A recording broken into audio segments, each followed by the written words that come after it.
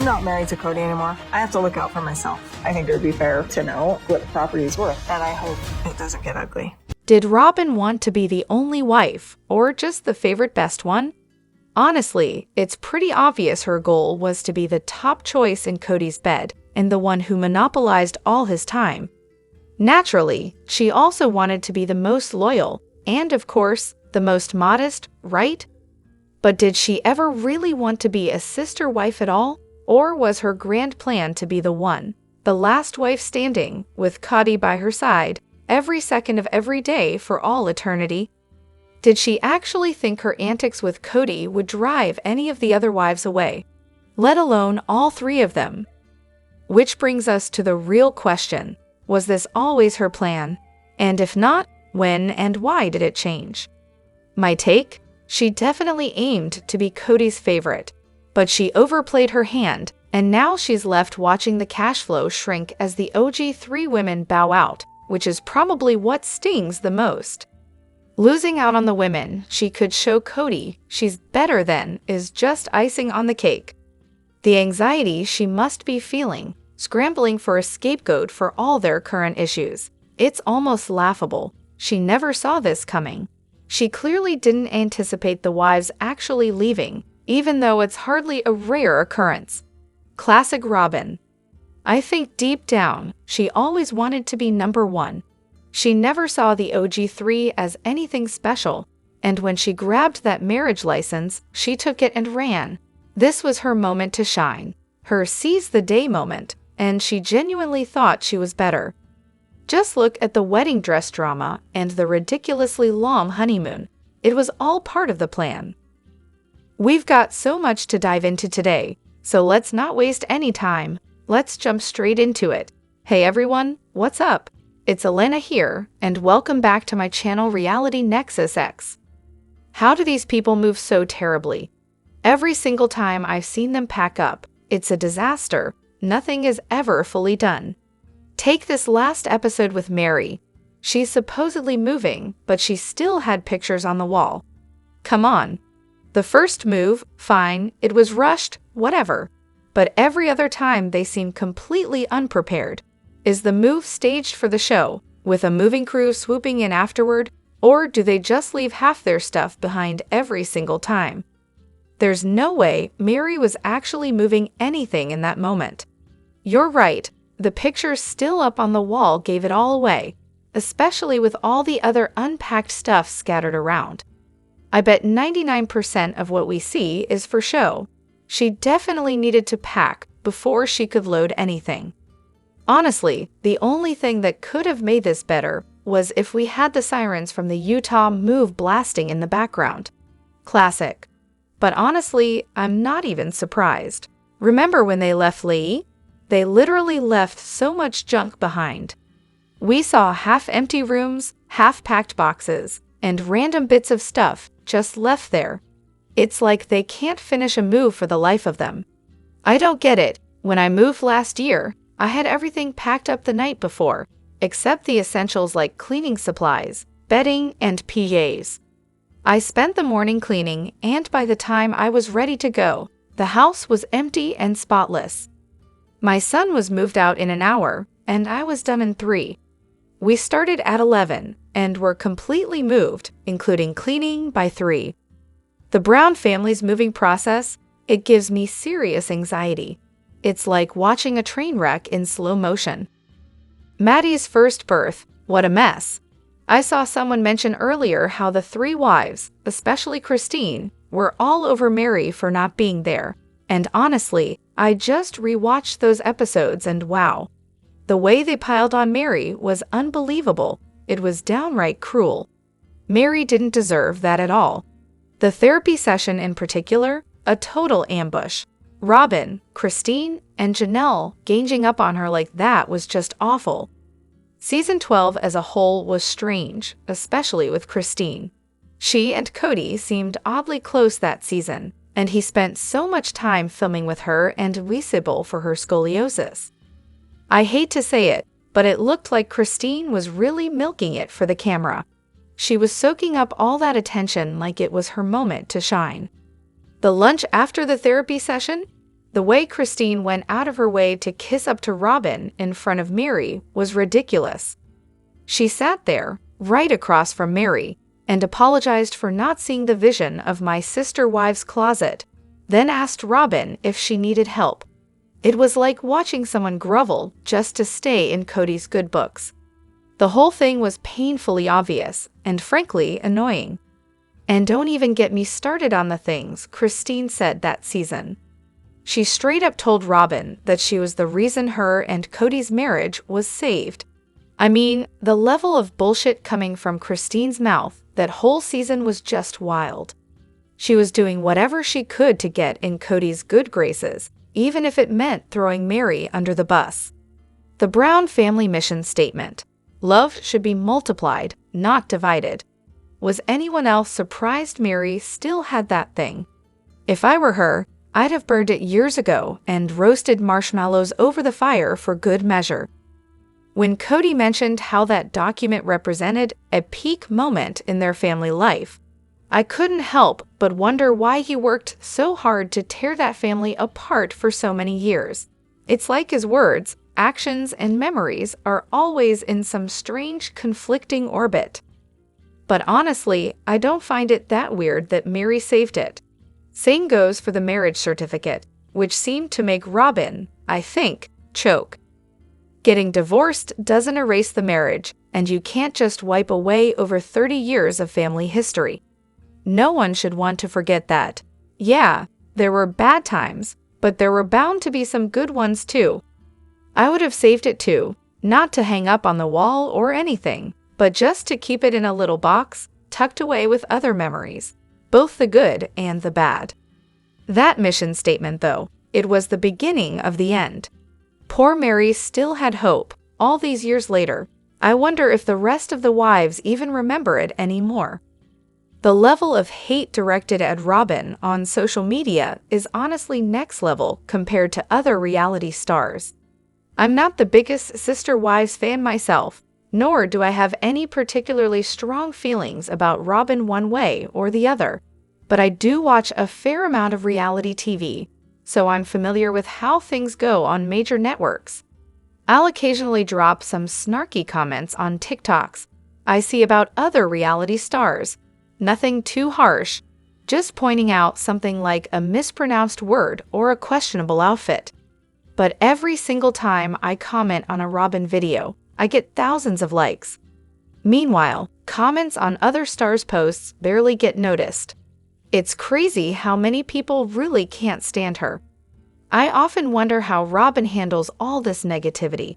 If it were me, I'd probably just avoid social media altogether. Honestly, I wouldn't blame her if she did the same. And it's not just social media. Robyn isn't exactly popular in her own community either. I recently watched Notes to Self 44 on YouTube, where someone who knew Robyn growing up shared their perspective. And well, let's just say it sounds like Robyn has rightfully earned a lot of that hatred. It's hard not to feel like she's torn apart a lot of lives with her manipulative behavior.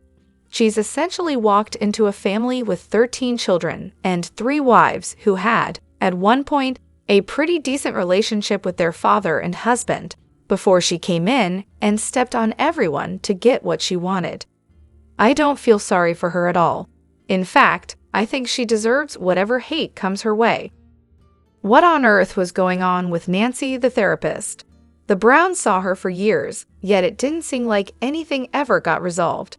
I get that therapists aren't supposed to tell clients what to do, so I don't expect her to flat out tell Meri to leave Kody.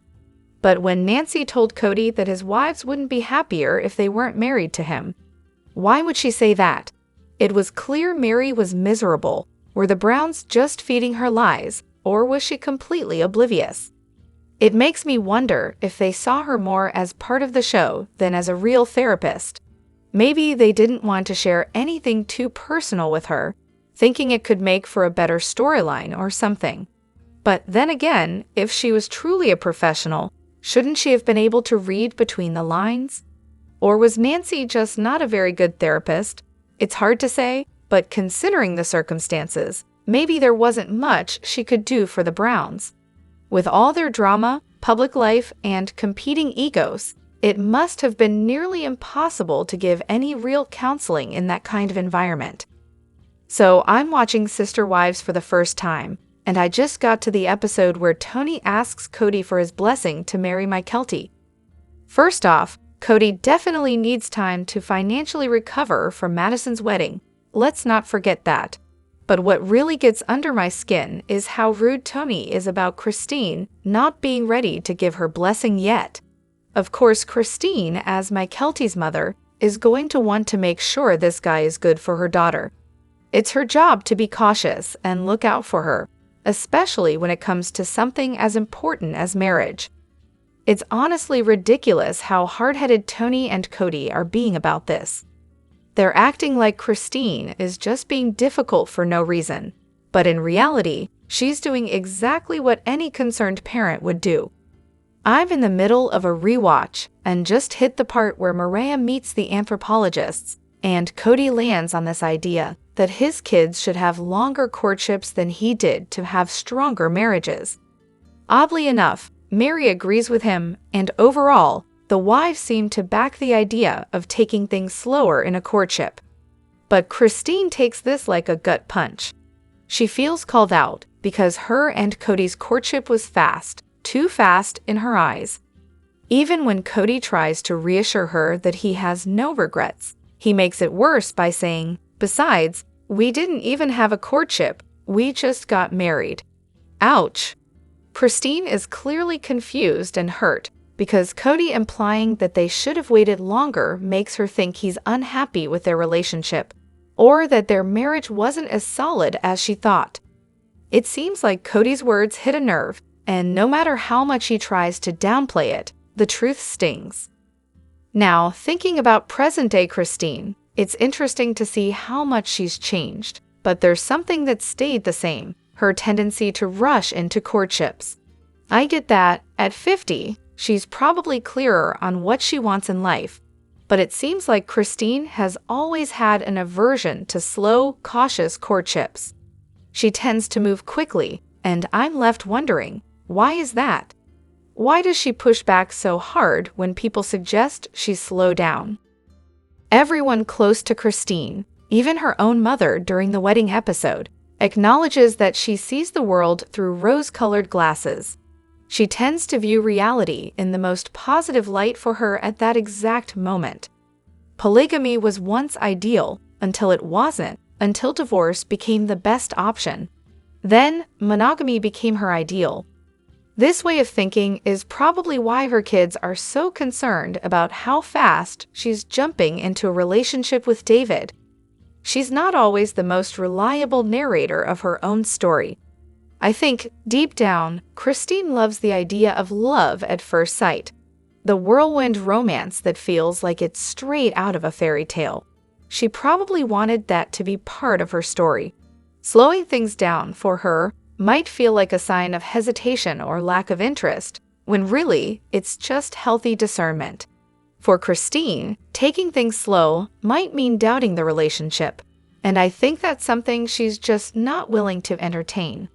We all remember Kody's dramatic knife to the kidneys line, right? But what I found especially insensitive, and honestly a new level of cringy, is the fact that he said this to Christine, of all people, when her daughter with him truly had actual kidney failure while he was supposed to be watching over her. Like, seriously, what an asshole. It's one thing to throw around a metaphor, but to do it to the mother of your child, who is literally going through something so serious, it's beyond tone deaf. As for what's the most insensitive thing Kody's done, honestly, the list is long, but that one really stands out for me. The dude is such an idiot. I get that he probably meant something like knife in the back or kidney punch, but the Browns have this weird way of butchering common sayings. They hear something that sounds catchy, but then they just eef it up. It's like they've got their own dictionary of confusion.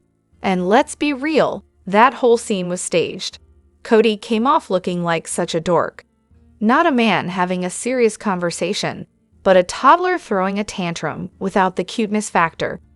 I can just imagine Christine thinking, "OMG, I am so glad I'm leaving."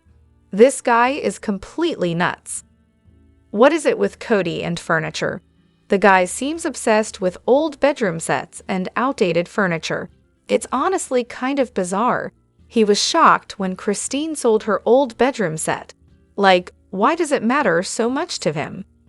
When Janelle moved into the small apartment, he was upset because there were no nightstands. Nightstands. You'd think it was a cardinal sin or something. Then with Meri, he couldn't believe she didn't want to keep that precious bedroom set. It's the same story every time. He's fixated on keeping all this old, worn-out stuff, even though most of it is outdated and used when they bought it. The McMansion is the perfect example of his weird attachment to old furniture. That house was a vacation rental when they bought it, and guess what? It was already furnished, but did he let any of it go? Nope, he kept all of it. Even 2 dining room tables. 2? Who needs 2 dining room tables in one house? Now that they've moved to the new house, I can only imagine what kind of old stuff Kody's packing in there. Giant sofas, oversized, worn-out fake leather chairs, cabinets from another era. It's like he's running some kind of vintage furniture museum. And how many storage units do they have at this point? There's no way all this furniture fits in one house. Maybe they've got half the state's storage units packed with the stuff they can't bear to part with. Let me know what you think in the comments. Don't forget to hit that like button and subscribe to my channel. I'll see you in the next video. Take care and much love to you all.